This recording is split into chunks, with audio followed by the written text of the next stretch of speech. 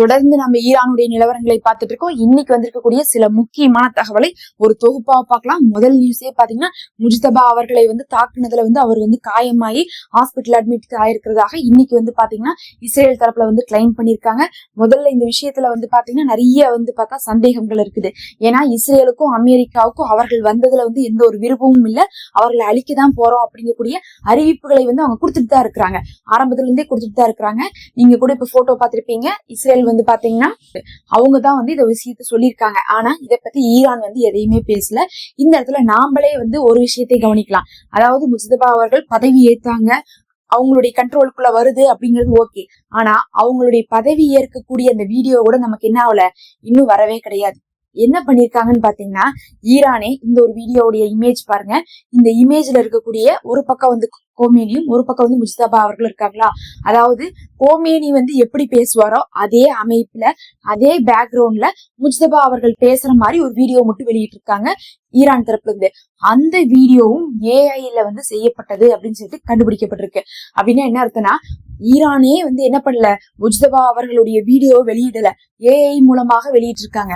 AI மூலமாக வெளியிட்டு இருக்காங்கன்னு பாத்தீங்கன்னா, ஒரு பக்கம் அவர் ஒருவேளை உடம்பு சரியில்லையோ அதனாலதான் இப்படி மறைமுகமாக விட்டுருக்காங்களோ அப்படின்னு ஒரு சந்தேகம் வரும். ஆனா இன்னொரு பக்கம் பாத்தீங்கன்னா, அவர்களுடைய விஷயங்கள் வெளி உலகத்துக்கு தெரியக்கூடாதுங்கிறதுக்காக கான்பிடென்சியலா அவர் சீக்கிரட்டா வச்சிருக்காங்கிறதுக்காக கூட அவரை இப்படி வச்சிருக்கலாம். அவரை பங்கருக்குள்ள சேஃபா வச்சிருக்கலாம். அவர் கட்டளை கொடுக்கக்கூடிய இடத்துல மட்டும் அவர் இருக்கிறதுனால அவர் எங்கிருந்து வந்தாரு அப்படிங்கிறது கூட தெரியக்கூடாதுங்கிறதுக்காக கூட ஈரான் இப்படி என்ன பண்ணிருக்கலாம் போது அப்ப என்ன பண்ணிருக்க முடியாதுன்னா, இஸ்ரேலால கண்டுபிடிச்சிருக்க முடியாது. அப்ப இஸ்ரேல் என்ன பண்றாங்கன்னா, சும்மா சொல்றாங்க, எங்கிருந்து அடிச்சுன்னு சொல்ல மாட்டேங்கிறாங்க. நாங்க அடிச்சதுல அவருக்கு காயமாயிருச்சுன்னு சொல்றாங்களோ தவிர எங்கிருந்து அடிச்சோன்னே சொல்ல மாட்டேங்கிறாங்க. அவங்க எங்க இருந்தாங்க அங்க இருந்தாங்கன்னு சொல்லவே மாட்டேங்கிறாங்க. கோமேனி விஷயத்துல பாத்தீங்கன்னா ரொம்ப உறுதியாகவே அவங்க சொன்னாங்க. பத்தாவதுக்கு எங்களுக்கு வீடியோ எல்லாம் கிடைச்சிச்சுன்னா என்ன பண்ணாங்க, இந்த மாதிரி எல்லாம் நிறைய விஷயங்கள் விட்டு போட்டாங்க. அதுக்கப்புறம் பார்த்தா சொன்ன மாதிரியே உண்மையாலுமே நடந்துச்சு. ஆனா இப்ப பார்த்தா முஜ்தபா அவர்கள் இருக்கக்கூடிய இடங்கள் தாக்கப்பட்டுச்சு அப்படிங்கிற அளவுக்கு ஒரு ஹைலைட்டடான ஒரு தாக்குதலை சொல்ல முடியாது. பல இடங்கள் ஈரான்ல தாக்கப்படுது. ஆனா பார்த்தா இது இஸ்ரேல் ஒரு மாதிரி என்னன்னா பொருளை கிளப்பிடுறதுக்காகவும், அப்படி இல்லாட்டினா முஜ்தபா அவர்கள் வெளியே வரட்டும், வெளியே அதுக்கப்புறம் நம்ம என்ன பண்ணலாம், அவங்க மறுத்துக்கிட்டு என்ன பண்ணுவாங்க, மக்கள் முன்னாடி தோன்றுவாங்க, அந்த சமயத்துல நம்ம அவர் கூறி வைக்கலாங்கிறதுக்காக கூட இதை சொல்லியிருக்கலாம்னு சொல்லிட்டு ஆய்வாளர்களே சொல்றாங்க. இன்னொன்னு பாருங்க, இந்த இமேஜ் பாத்தீங்கன்னா தெரியும். இதுல ஒருத்தர் என்ன பண்றாங்கன்னா, முஜ்தபா அவர்கள் தலைவராக பொறுப்பேற்றுக் கொண்டார் அப்படிங்கறதை மக்களுக்கு அறிவிக்கிறாங்க. அப்ப அறிவிக்கும் போது அவருடைய அட்டை புகைப்படத்தை தான் வச்சு அறிவிக்கிறாங்க. அப்ப மக்கள் முன்னாடி அட்டை புகைப்படத்தை வச்சு அறிவிக்கிறாங்கனாவே அவரை என்ன பண்ணிருக்காங்க, ரொம்ப ஒரு சேஃபஸ்ட் பிளேஸ்ல வச்சிருக்காங்கன்னு அர்த்தம். இது ஒரு 2 நாளாகவே பாத்தீங்கன்னா அங்க நடந்துட்டு இருக்கு. இந்த சமயத்துலதான் என்ன பண்றாங்கன்னா, இஸ்ரேல் இந்த சமயத்துல நம்ம ஒரு பிட்ட போட்டு பாக்கலாம்னு சொல்லிட்டு போடுறாங்க.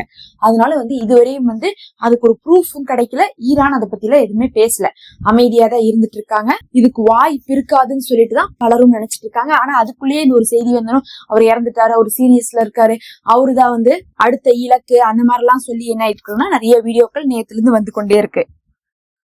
ஜெர்மனில இருக்கக்கூடிய பெர்லின் இன்னைக்கு என்ன பண்ணிருக்காங்கன்னு பாத்தீங்கன்னா, ஈரானுக்கு ஆதரவாக போராட்டத்தை நடத்திருக்காங்க. இதுதான் பாத்தீங்கன்னா காசா விஷயத்துல ஒரு பெரிய பிரயோஜனமா இருந்துச்சு. காசாவில பாத்தீங்கன்னா மக்கள் கஷ்டப்படும் போது வெளிநாடுகள்ல காசா மக்களுக்காக ஆர்ப்பாட்டம் போராட்டம் நடத்தி கவர்மெண்ட் உடைய அந்த பார்வைக்கு கொண்டு வந்தாங்க. அதுக்கு பிறகுதான் உலகம் முழுவதும் காசா விஷயம் பேசப்பட்டுச்சு. அதே மாதிரி இப்ப ஈரான் விஷயத்துக்காகவும் இவங்க எல்லாம் குரல் கொடுக்க ஆரம்பிச்சாங்க. எல்லாருமே சொல்றது ஈரான் மேல தப்பு இல்ல, ஈரான் விஷயத்துல அமெரிக்கா பண்ணதுதான் தப்புன்னு சொல்லிட்டுதான் எல்லாருமே சொல்றாங்க. மக்களும் அதை புரிந்துதான் இருக்கிறாங்கிறத நம்ம இது மூலமா தெரிஞ்சுக்கலாம்.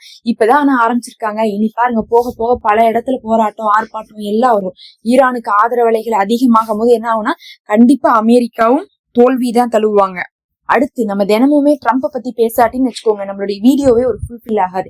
இன்னைக்கு என்னதான் சொல்லி வச்சிருக்காரு ட்ரம்ப் அப்படின்னு சொல்லிட்டு பார்த்தா, ஈரானை என்ன பண்ணுவாராமா, சுக்குநூறா ஆக்குவாராமா, அதாவது நரகம் ஆக்குவாராமா, எரிச்சிருவாராமா.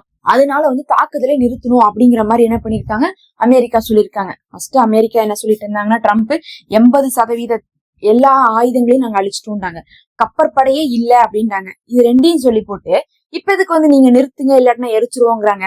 அவங்கதான் இவங்களை அழிச்சிட்டாங்கல்ல, அழிச்சவங்க என்ன பண்ண தேவையில்ல, திட்ட தேவையில்ல, அவங்க சந்தோஷமா கொண்டாடதான் செய்யணும். ஆனா அமெரிக்கா என்ன பண்ணுது, இப்பவும் மிரட்டிட்டு இருக்கு. அதுக்குதான் பாத்தீங்கன்னா அலிஜானி அவர்கள் என்ன சொல்லியிருக்காங்கன்னு பாத்தீங்கன்னா, உங்களுடைய பேப்பர் திட்டுக்கெல்லாம் ஈரான் பயப்படாது அப்படின்னு இருக்காங்க. பேப்பர் திட்டுனா சும்மா வார்த்தை எழுத்துல வந்து இந்த நோட்டீஸ் மாதிரி என்ன பண்ணுவாங்க, சும்மா மிரட்டி ஒரு நோட்டீஸ் போடுறது, அந்த மாதிரி நீங்க நோட்டீஸ் போட்டுட்டு இருக்கிறதுக்குலாம் நாங்க என்ன பண்ண மாட்டோம், பயப்பட மாட்டோம், அதனால நீ ஓரமா போய் என்ன பண்ண பேசுங்கிற மாதிரி ட்ரம்ப்புக்கு ஒரு பதிலடியை கொடுத்திருக்காரு. அடுத்து நம்ம பல தடவை வந்து பாத்தீங்கன்னா கவலையோடு ஒரு விஷயத்தை நம்ம சொல்லிக்கொண்டே இருந்தோம். ஆனா இன்னைக்குதான் அந்த விஷயத்தை நம்ம சந்தோஷமா சொல்றோம்னு சொல்லணும். என்னன்னா, இந்த காசா விஷயம் நடக்கும் போதெல்லாம் இந்த அரபு நாடுகள் என்ன பண்ணுவாங்க, ஜிசிசி நாடுகள்லாம் ஒரு கூட்டத்தை போடுவாங்க. இந்த அரபு நாடுகள் எல்லாரும் சேருவாங்க. ஒரு 21 நாடும் சேர்ந்து என்ன பண்ணுவாங்க, பேசுவாங்க. நல்லா பேசிட்டு என்ன பண்ணுவாங்கன்னா கடைசியா வந்து என்ன சொல்லிடுவாங்க, நாங்க காசா விஷயத்துல இஸ்ரேலை கண்டிக்கிறோம், நாங்க கண்டனம் தெரிவிக்கிறோம் அப்படின்னு சொல்லுவாங்க. அப்பெல்லாம் நமக்கு ரொம்ப கடுப்பா இருக்கும். பாரு, காசாவுல வந்து மக்கள் அவ்வளவு கஷ்டப்பட்டு இருக்காங்க, பாலஸ்தீன மக்களுக்காக வந்து எந்த ஒரு குரலும் கொடுக்காம சும்மா வந்து அப்பப்ப மீட்டிங் போடுறது, 3 மாசத்துக்கு ஒரு தடவை, மாசத்துக்கு 2 தடவை எல்லாம் மீட்டிங்க போட்டு உலக மக்கள்கிட்ட வந்து ஏமாத்துறது. அவ்வளவுதான், முஸ்லிம் நாடுகள் சேர்ந்துருச்சு, பேசிட்டாங்க, நாளைக்கே வந்து பாத்தீங்கன்னா சாதிச்சிருவாங்க அப்படிங்கிற மாதிரி ஏமாத்தி இவங்க மீட்டிங்க போடுறதும், டீயை குடிக்கிறதும், பிஸ்கெட்டை சாப்பிடறதும், களைஞ்சு போறதும், கடைசியா பார்த்தா ஒரு கண்டனம் கொடுக்கறதும். அந்த கண்டனம் ஒண்ணுத்துக்குமே ஆகாது. அப்புறம் ஐநாட்ட போனா ஐநா அதுக்கு மேல, அதெல்லாம் இருக்கணுமானே தேவையில்லாத ஒரு இடம் தான். அந்த அளவுக்கு என்ன ஆயிடுச்சுன்னு பாத்தீங்கன்னா ஐநாவுக்கு மதிப்பும் இல்ல, ஐநா சொன்னதை யாரும் கேட்கவும் மாட்டேங்கிறாங்க. நீங்களாவது கேளுங்கடான்னு சொல்லிட்டு ஈரான் விஷயத்துல வந்து என்ன பண்றாங்க, ஐநா கொஞ்சம் போற நிறுத்துங்கிறாங்க. ஈரான் வந்து உனக்குலாம் இன்னும் மரியாதை இருக்குதா அப்படிங்கிற அளவுக்கு என்ன பண்றாங்க, ஐநாவை தூக்கி வீசுறாங்க. எல்லாருமே போதும் அளவுக்கு ஐநாவை நம்பியாச்சு முஸ்லீம் நாடுகள், எதுவுமே பிரயோஜனம் இல்ல. அமெரிக்கா இஸ்ரேலுடைய பன்னாட்டு தான் இருக்குதுங்கிறதுனால இந்த தடவை ஈரானும் வந்து பாத்தீங்கன்னா ஐநாவை வந்து தூக்கிதான் வீசியிருக்காங்கன்னு சொல்லணும். எப்ப பார்த்தாலும் ஐநாவால ஒரு நல்லது நடந்ததும் கிடையாது, இன்னொரு பக்கம் அரபு நாடுகளால ஒரு நல்லது நடந்தது கிடையாது. ஆனா இன்னைக்கு ஒரு சந்தோஷமான விஷயம் என்னன்னா, மறுபடியும் 21 நாடுகள் சேர்ந்து ஜிசிசி மாநாடு நடத்திட்டு இப்ப என்ன பண்ணிருக்காங்கன்னா ஈரானுக்கு கண்டனம் கொடுத்திருக்காங்க. எதுக்காக கண்டனம் கொடுத்திருக்காங்கன்னு கேட்டீங்கன்னா, எங்களை நீங்க தாக்குனது தப்புன்னு சொல்லிட்டு கொடுத்திருக்காங்க. இவ்வளவுதான் உங்களால முடியும். இதைதானே நீங்க பாலஸ்தீன விஷயத்திலயும் செஞ்சீங்க. பாலஸ்தீனத்தை வந்து அங்க இருக்கக்கூடிய காசா வந்து இஸ்ரேல் தாக்கும் போது உங்களால எந்த ஆக்ஷனும் செய்ய முடியல, பாத்துட்டு இருந்தீங்க, கண்டனம் கொடுத்தீங்க. இன்னைக்கு உங்களுடைய வீடே பத்தி எரியுது. அரபு நாடுகள் எல்லாம் இன்னைக்கு 21 நாடுகள் சேர்ந்து நல்லா வந்து அழுன்னு அழுதுட்டு பூட்டி வச்சிருக்கக்கூடிய ரூம்ல அழுது முடிச்சுட்டு அவ்வளவுதான், நம்மளால முடிஞ்சது அவ்வளவுதான், போய் கண்டனம் கொடுக்கலாம்னு சொல்லிட்டு வந்து என்ன பண்ணிருக்காங்க, கண்டனம் கொடுத்திருக்காங்க. இந்த கண்டனத்தினால யாருக்கும் ஒரு நஷ்டமும் இல்ல. அதே மாதிரி வந்து பாத்தீங்கன்னா இதுல பாதிக்கப்பட்டவங்க வேற நாடு கிடையாது. இந்த தடவை பாலஸ்தீனம் பாதிக்கப்படல, காசா பாதிக்கப்படல, பாதிக்கப்பட்டது அரபு நாடுகள். அப்ப பாதிக்கப்பட்டதே அரபு நாடுகள், அதுக்கே இவனுனால முடிஞ்சது கண்டனம் தான்.